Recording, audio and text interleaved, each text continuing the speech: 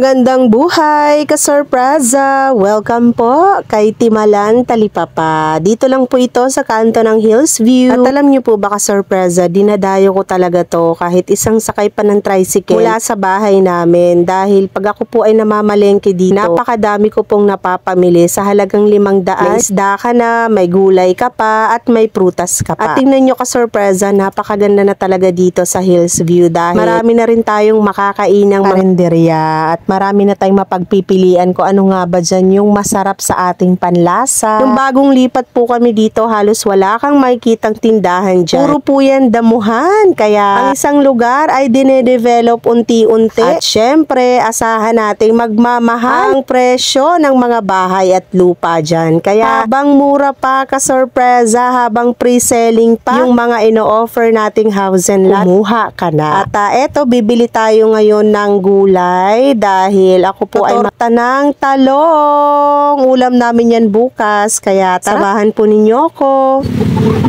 Ayan, mga ka-sorpresa. Marami din ditong mga gulay. Magkano po gulay nyo, te? Ay, itong talong po ninyo. Pabili nga po ako. Isa lang po. Tsaka, magkano yung mangga? Mangga, 50 kilo niya. Sige, bibili tayo ng mangga. Kanina 20 na yun, bakit kita? Ay, mangga daw! 50 mangga. Sige, nana, ikaw na pilihan mo ako mangga. Gabi.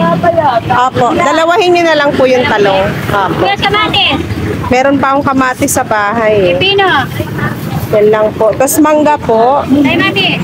halagang 100 na eh. Ito nanay, oh. Mukhang matamis. Yan. Opo, yung opo. Halagang 100 po. Marami yan sila dito nagtitinda. Ayan, oh. At mura lang ang paninda nila, ate. May patula ka dyan, te? Yan, babayaran na natin yung ating pinamili. I-off muna natin ang ating video.